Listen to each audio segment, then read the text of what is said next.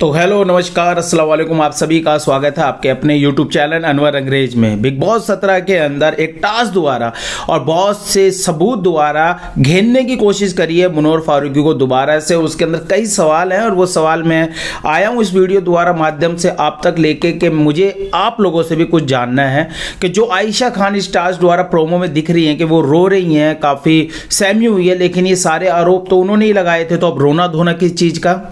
विक्की जैन को क्या पूरे सबूत दिए हैं और जो टास्क स्टार्ट होने से पहले विक्की जैन ने क्या आयशा खान से बात करी है, कुछ सबूत इकट्ठे करे जिसके कारण वो ये टास्क और ये अदालत वाला टास्क जीत सके। जिस कटघरे में मुनव्वर फारूकी को खड़ा करके कई आरोप और विक्की जैन इस टास्क द्वारा कुछ अपनी भड़ास भी निकालते दिख रहे हैं। कई बार उन्होंने ये भी कहा है कि हाँ, मुनव्वर फारूकी की गेम खराब होनी चाहिए, मुनव्वर फारूकी को आयशा के साथ ही रहना चाहिए जिससे उसकी गेम बिल्कुल खत्म हो जाए और हम इस रेस में आगे निकल जाए। बुली गैंग का मुखिया बन चुके हैं विक्की जैन और लीड कर रहे अपनी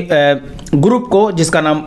अधिकतर सभी लोग कह रहे हैं कि वो बुली गैंग के तौर पे देखे जा रहे हैं। वहीं दूसरा ग्रुप है जो फन कर रहा है, मस्ती कर रहा है। विक्की जैन लगातार अब उन चीज़ों को खरीदने की कोशिश कर रहे हैं जिन पे शायद सबसे ज़्यादा दर्द हो रहा है मुनव्वर फारूकी को और आयशा खान का रोना, क्योंकि बहुत ही अजीब लग रहा है कि आयशा खान के आंसू निकल रहे हैं, क्योंकि ये सब चीज़ें तो लेके अपने पिटारे के साथ अपनी अटैची में और अपने बैग में भर के आयशा खान ही लेके आई थी, तो रोना धोना क्यों, खुश होना चाहिए। इतने आरोप लग रहे हैं,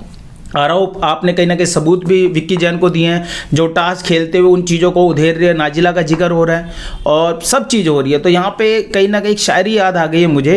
राहत इंदौरी की, और बिल्कुल फिट बैठती इस मौके पे विक्की जैन पे, क्योंकि विक्की जैन स्टार्टिंग में हर एक सलाह मुनव्वर फारूकी के पास जाते थे, हर बार वो उनसे बात करते थे और कहता था भाई तेरे से बैठ के बहुत अच्छी फील होती है, लेकिन आजकल उनको समर्थ और आयशा के साथ बैठने में ज़्यादा खुशी महसूस हो रही है। तो क्या विक्की जो कप्तान बनता उसके इर्द गिर्द ही अपनी गेम चलाते हैं, जैसे जब मुनव्वर थे, जब वो कप्तान थे तो उनके साथ बैठे, जब और कोई कप्तान बना तो कप्तान के इर्द गिर्द ही विक्की की गेम भी घूमते दिखते हैं। लेकिन कहीं ना कहीं शायरी के अंदर भी बहुत कुछ चीज़ें आपको समझ आ जाएगी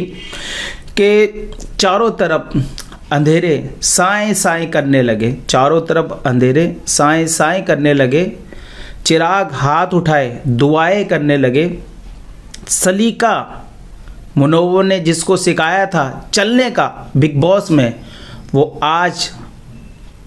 अदालत टास्क के अंदर मुनव्वर फारूकी को दाएं बाएं करने लगे। तो बिल्कुल यही होता है कि जिनको चलना सिखाया था उसी के तहत अब वो वार करने लगे हैं और वार का सारा ठीकरा कहीं ना कहीं आयशा पे ही जाएगा। आयशा अभी भी याद कर रही है नाजिला को और नाजिला का बाहर से बहुत सी चीज़ें कहना कि वो